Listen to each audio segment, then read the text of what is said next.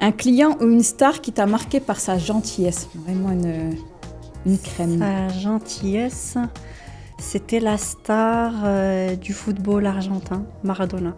Maradona. Ah, tu as pu rencontrer Maradona. Tout à fait. Tu vas faire des jaloux. C'est un monsieur très humble, très gentil, très très modeste. Un client qui était accompagné d'un chiot.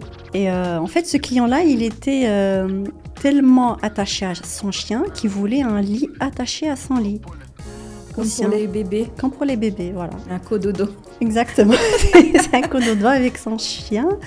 Et puis, il a même demandé un régime alimentaire à son chien pour le petit déjeuner. C'est soit ça propulse l'hôtel vers la visibilité des premières pages, que ce soit sur les plateformes de réservation, sur les plateformes de voyageurs, voilà, Google, Booking.com, TripAdvisor ou autre, comme ça peut facilement anéantir la réputation de l'hôtel malgré toutes les belles structures que tu as, malgré toute la beauté de l'hôtel. Si tu devais impressionner un client étranger avec un plat marocain? Mon plat préféré, c'est trid ou poulet fermier. Ok. Trid Rfissa pour ceux qui... Parce que trid, c'est marrakchi. Exactement, donc Rfissa. Comme tu disais que tu étais au tout début de ton activité, quel conseil tu donnerais à quelqu'un qui se lance dans l'entrepreneuriat? D'y croire, de travailler, frapper toutes les portes possibles, ne jamais lâcher prise et croire en ce qu'on nous voulons faire. Voilà. C'est avoir beaucoup de détermination.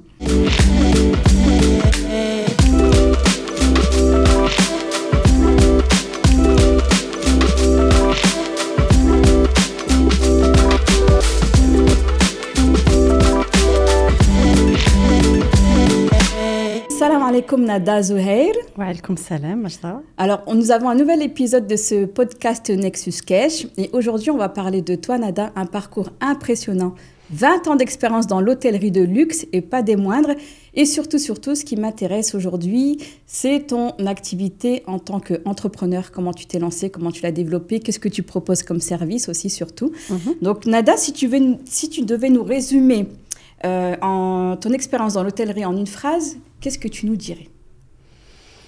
Alors, mon expérience en une phrase, je dirais que c'est un parcours enrichissant et passionnant, tant sur le plan personnel que professionnel, animé par une grande motivation et une passion pour le client et pour la gestion de relations clients en général. D'accord, super. C'est super bien résumé pour 20 ans d'expérience. Justement, Nada, est-ce que tu peux nous dire qu'est-ce qui t'a donné envie de te lancer dans l'hôtellerie? Comment se sont présentés tes premiers pas? Comment est-ce que tu t'es lancé dans cette expérience professionnelle? Alors, je dirais, très honnêtement, c'était le fruit du hasard. Après l'obtention de mon bac, j'ai rejoint l'Institut supérieur de tourisme. Et suite à quoi, donc j'ai décroché mon premier poste en tant que réceptionniste.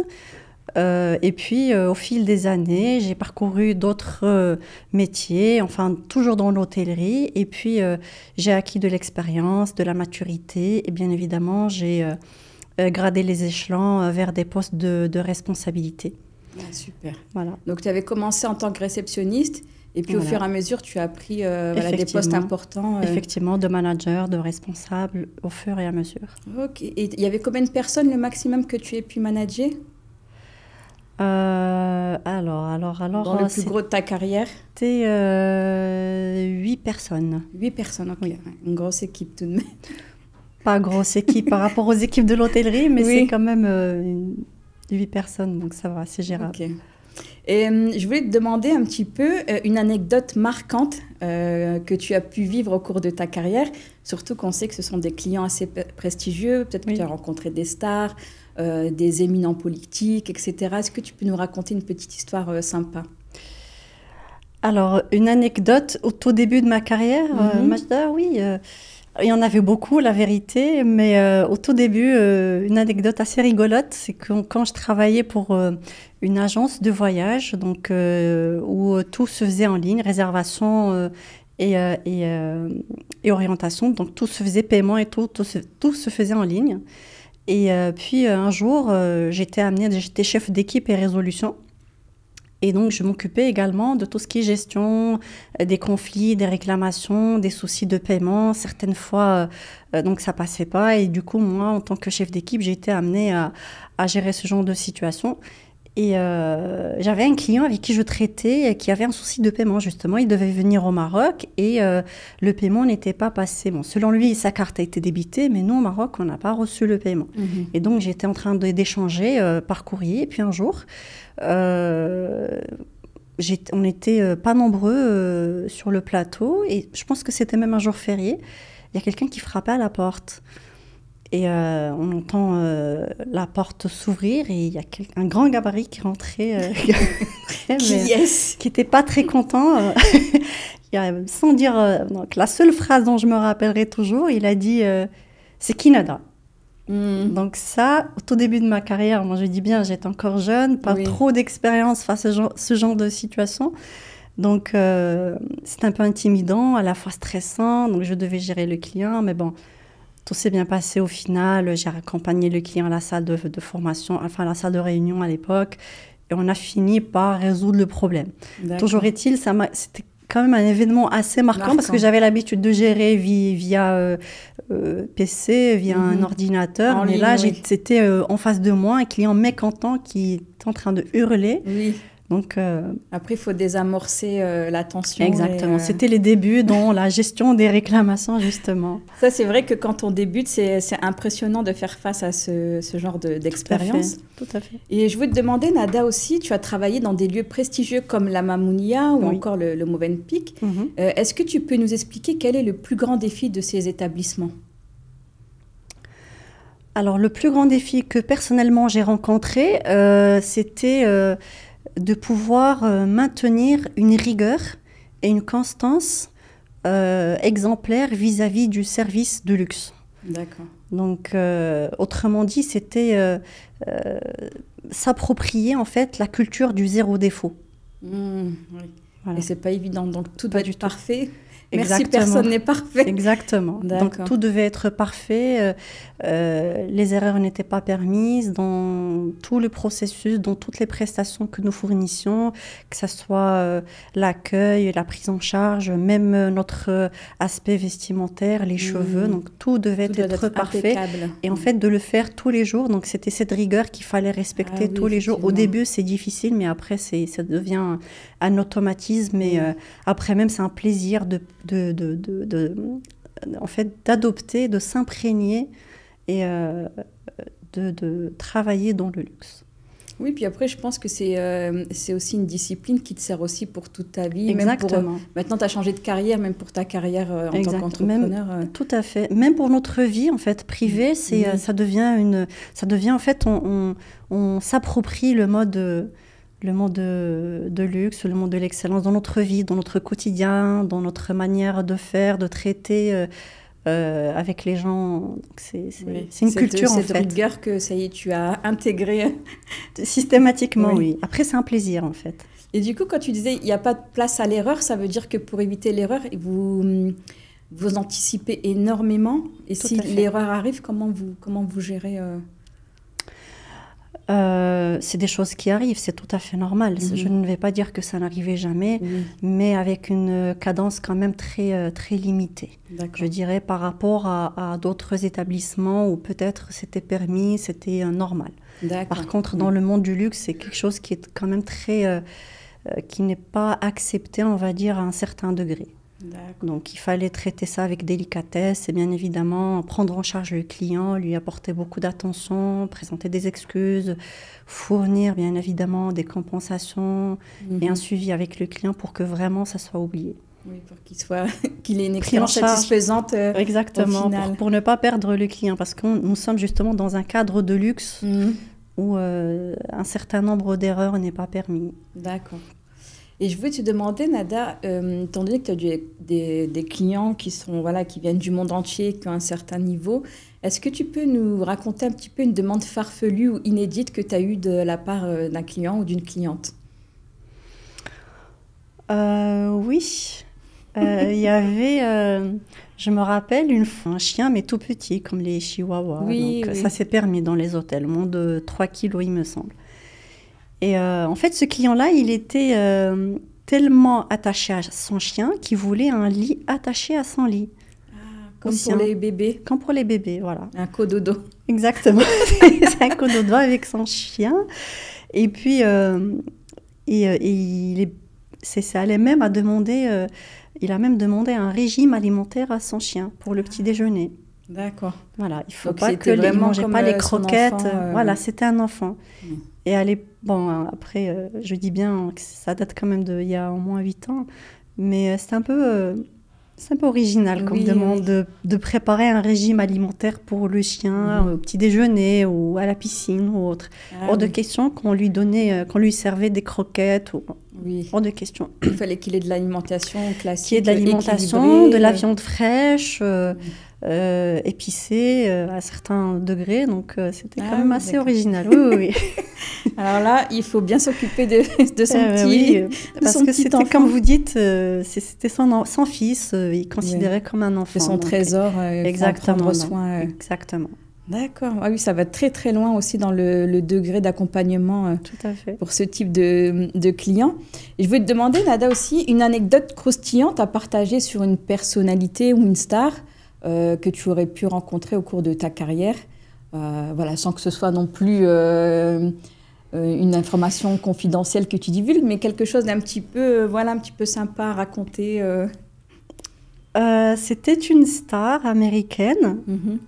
Je ne vais pas dire le nom. D'accord. Mais une star très connue, très très connue, qui avait l'habitude de se balader dans le lobby de l'hôtel avec une sortie de bain. Une sortie de bain, je me rappelle, les slippers, un Coca Maxi et un Mirandina. Un Mirandina? Oui. Donc les deux? Les deux. Et il se baladait dans le lobby. C'était une personnalité, une star d'Hollywood. Ah, d'accord. Et donc, il faisait ça régulièrement ou c'est juste... non, tu l'as juste croisé une fois faire... Non, il faisait ça tous les jours, presque. Un Coca Maxi, un Mirandina, il passait sa journée, c'était son snack, matin et l'après-midi aussi. Donc finalement, il avait des besoins très simples. Très simples, exactement. D'accord. C'est une personnalité très très humble, très facile d'accès, très discrète en même temps. Donc j'en garde un souvenir assez original. Donc parfois quand tu es confronté à ce type de... Enfin, quand tu l'étais, c'était dans ta carrière précédente, à ce type de personnalité, parfois tu es aussi étonné parce que, par exemple, une star d'envergure ou même une personnalité politique, tu peux t'attendre à ce qu'elle soit peut-être un petit peu plus hautaine ou arrogante. Et finalement, c'est des personnes d'une grande simplicité, très humble. Très grande simplicité. La vérité, moi, durant toute ma carrière, je peux te dire, Majda, que la majorité, mais vraiment la grande majorité des stars que j'ai croisées, que ce soit étrangère, marocaine, était très humble. Rien à voir avec l'image que l'on véhiculait.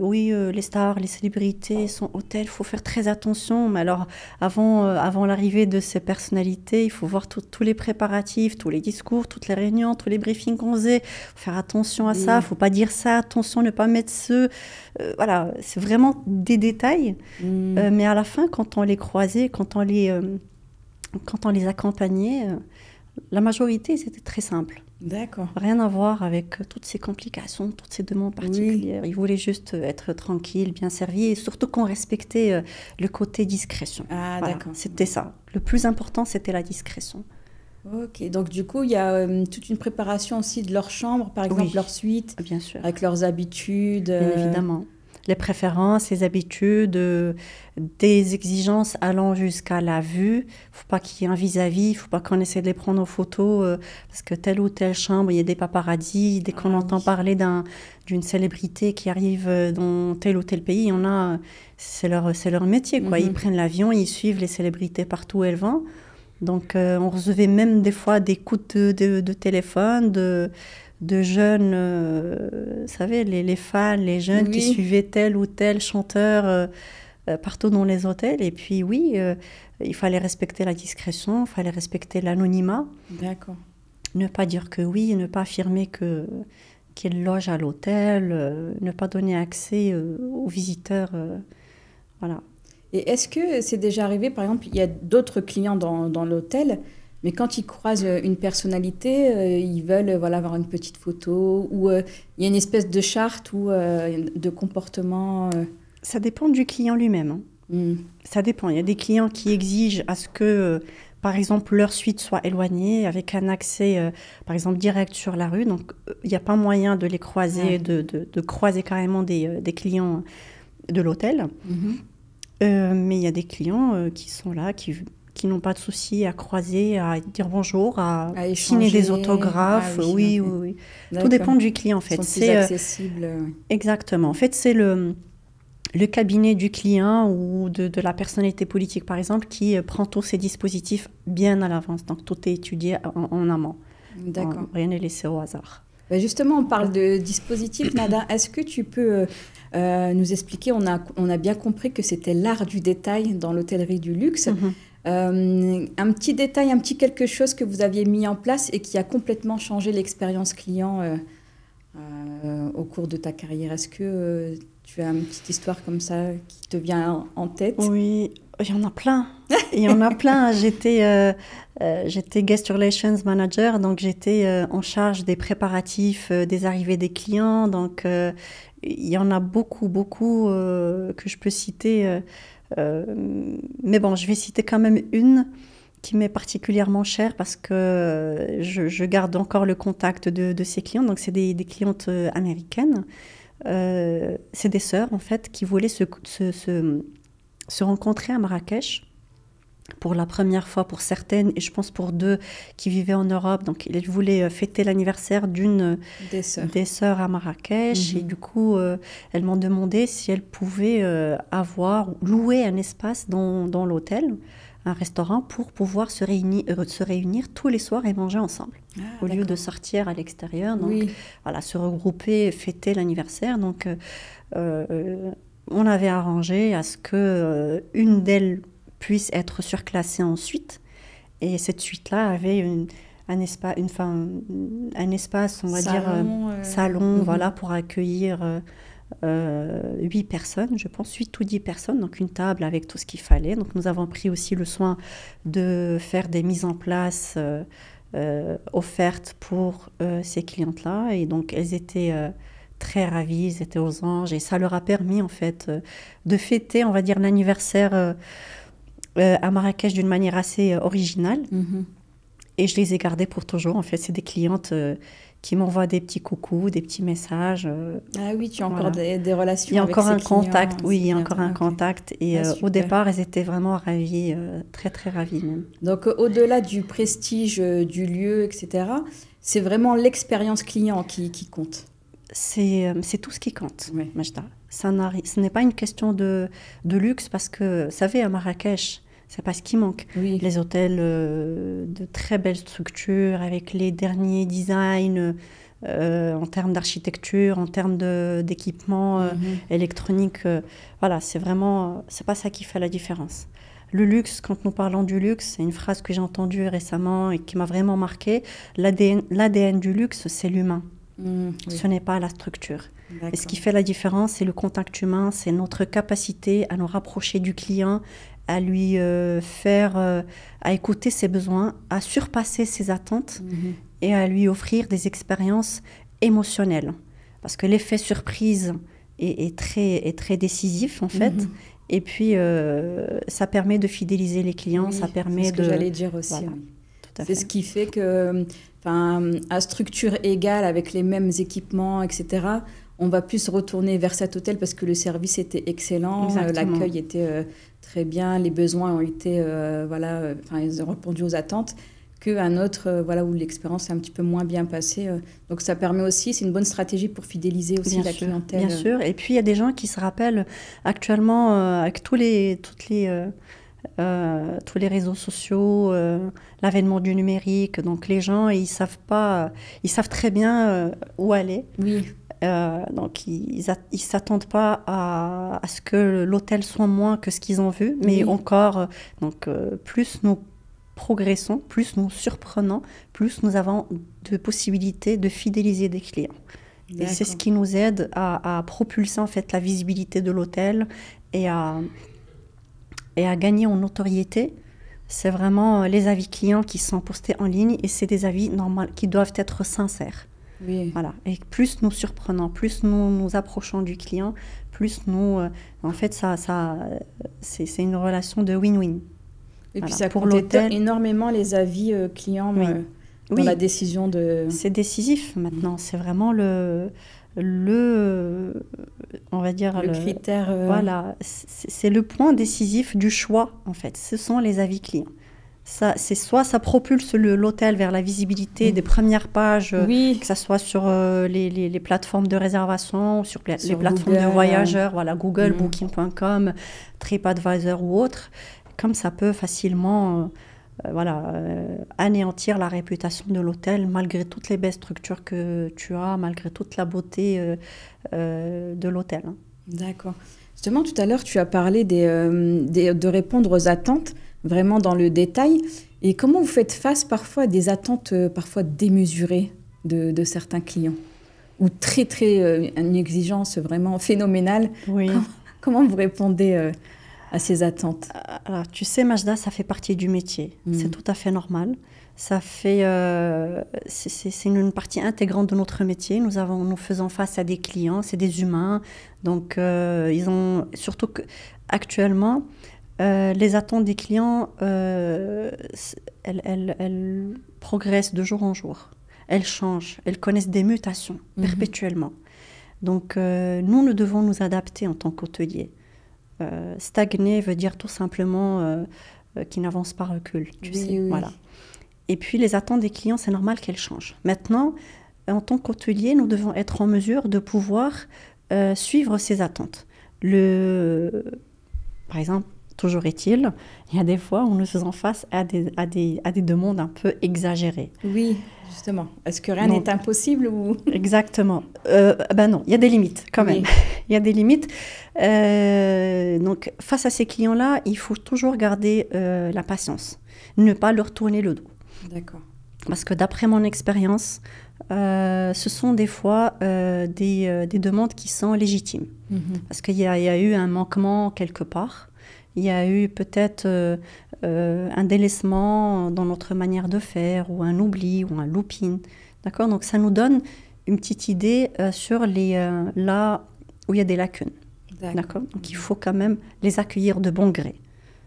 Il faut essayer de combler au maximum de ce qui est possible. Il faut écouter le client. Il faut écouter ce qu'il veut, sa demande. Ne pas lui tourner le dos parce que ça va faire un client insatisfait, ça va faire un client qui va réclamer et il y aura d'autres répercussions malheureusement négatives. Donc, il faut écouter le client, prendre le temps d'écouter ce qu'il a à dire, soit s'armer de patience, parce que des fois, c'est pas évident. C'est pas facile. Et puis, être réactif, c'est-à-dire proposer des solutions alternatives. Peut-être pas dire oui à la demande du client, mais proposer d'autres solutions qui peuvent satisfaire le client, comme on dit, couper la poire en deux. Oui, exactement. Voilà. Sans brusquer le client. Voilà. Comme on dit, il y a un dicton qui dit une main de fer dans un gant de velours. Nous pouvons dire non. Oui. Ça m'est arrivé de dire non, mais sans dire non comme ça. Oui, avec diplomatie. Avec une alternative. Voilà, en toute subtilité, en toute gentillesse, délicatesse, et ça passe. D'accord, super, merci beaucoup Nada. Avec plaisir. Du coup, est-ce que tu peux juste nous synthétiser la différence entre une expérience haut de gamme et une expérience standard dans l'hôtellerie? La différence, comme je l'ai dit tout à l'heure, et j'y crois fortement, c'est l'attention méticuleuse apportée aux détails. C'est vraiment ce qui fait la différence entre un service standard et un service haut de gamme. Dans le haut de gamme, exactement.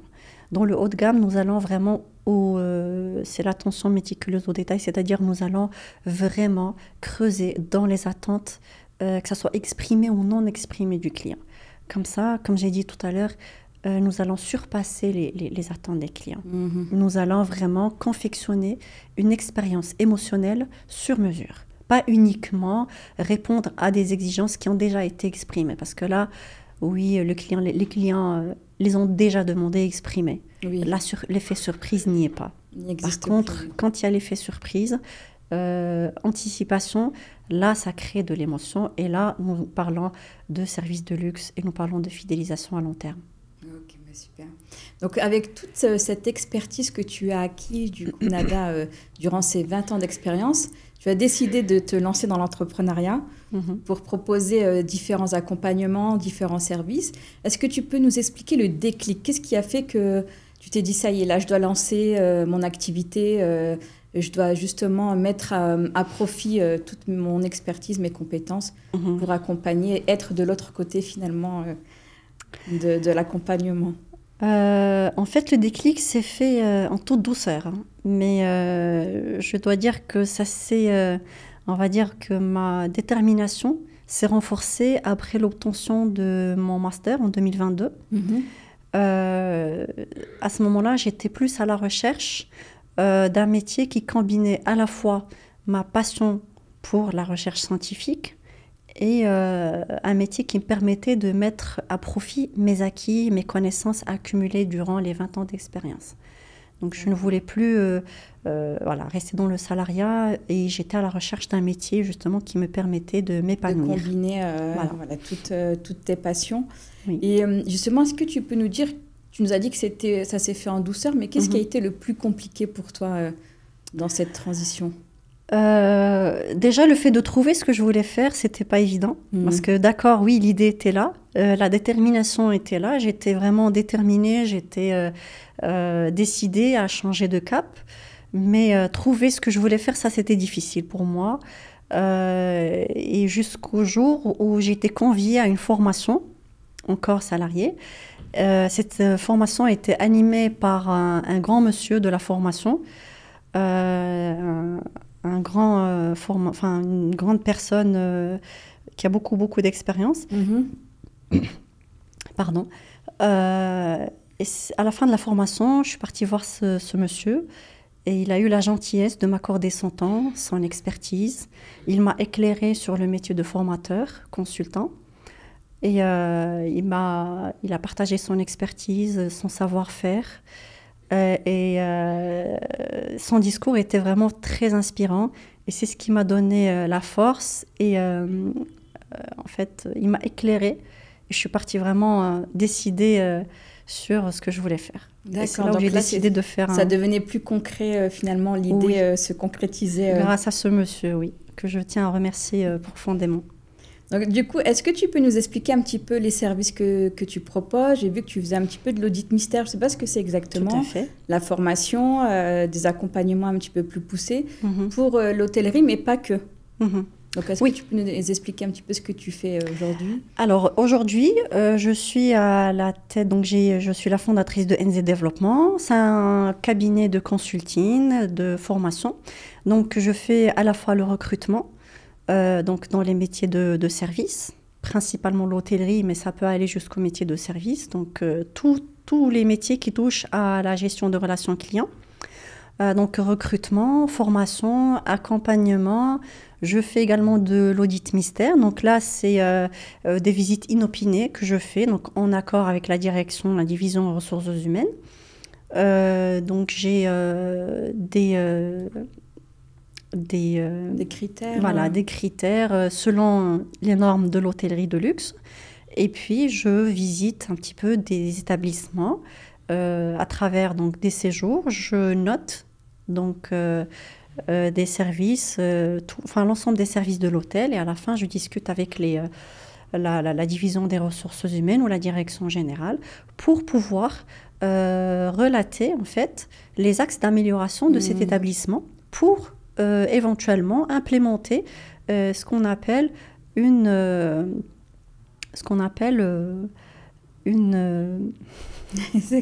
espèce de plan d'action.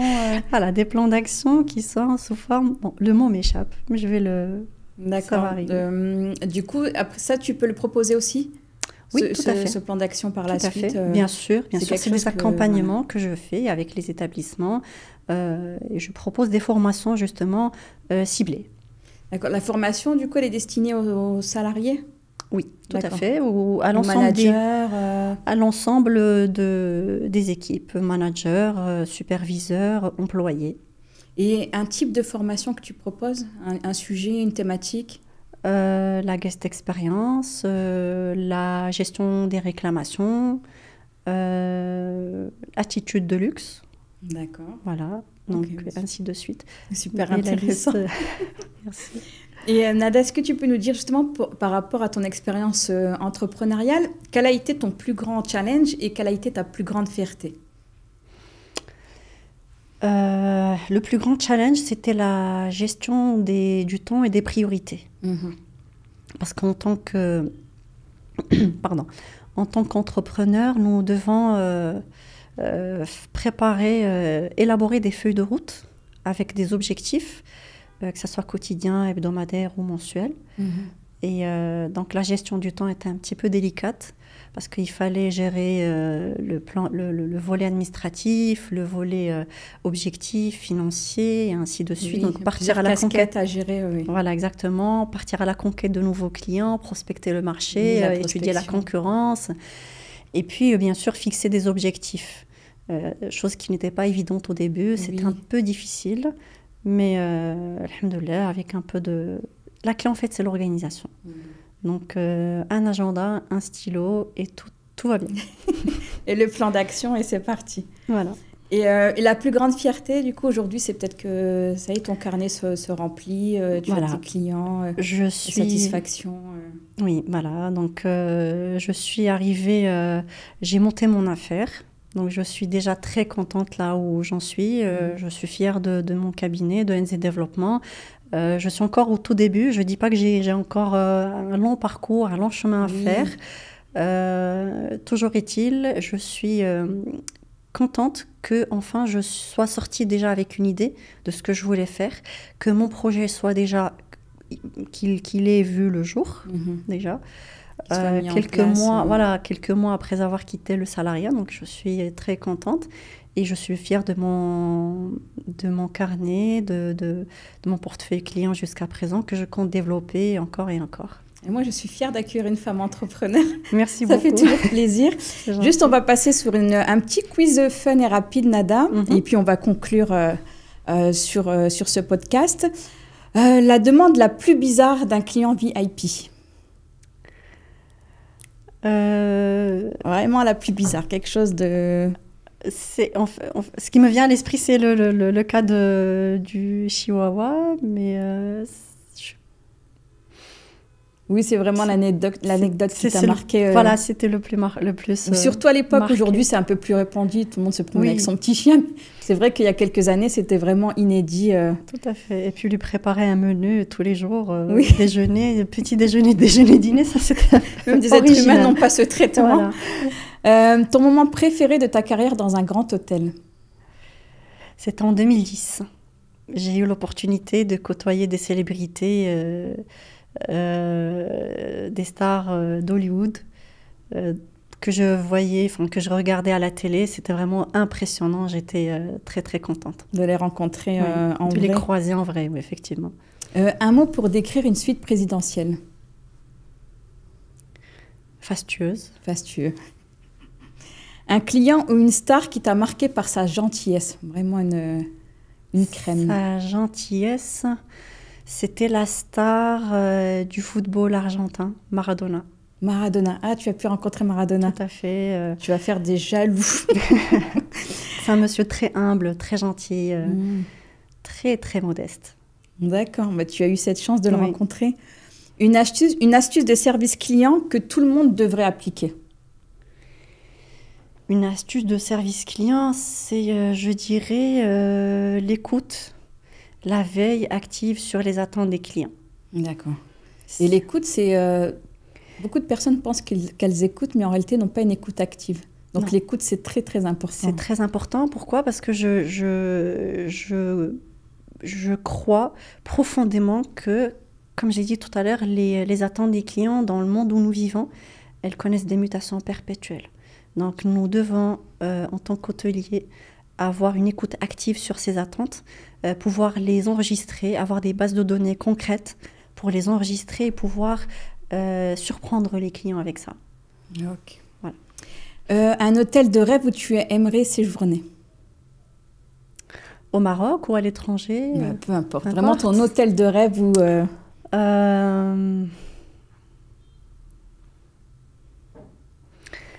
Je dirais le Hilton, Orlando. C'est un Hilton à Orlando, effectivement. C'est un hôtel à proximité de Disneyland. Ah, d'accord. Parce que c'est original. En fait, j'ai déjà été à Disneyland, mais le fait de vraiment séjourner à côté des parcs, c'est un rêve d'enfant, quoi. C'est pouvoir passer toute la journée là-bas, profiter à n'importe quel moment de la journée. Là, c'est la petite fille qui est en toi qui... Exact. J'aimerais bien y emmener aussi ma petite famille pour qu'ils découvrent un petit peu. Ah, ok. Mes enfants. Si tu devais impressionner un client étranger avec un plat marocain?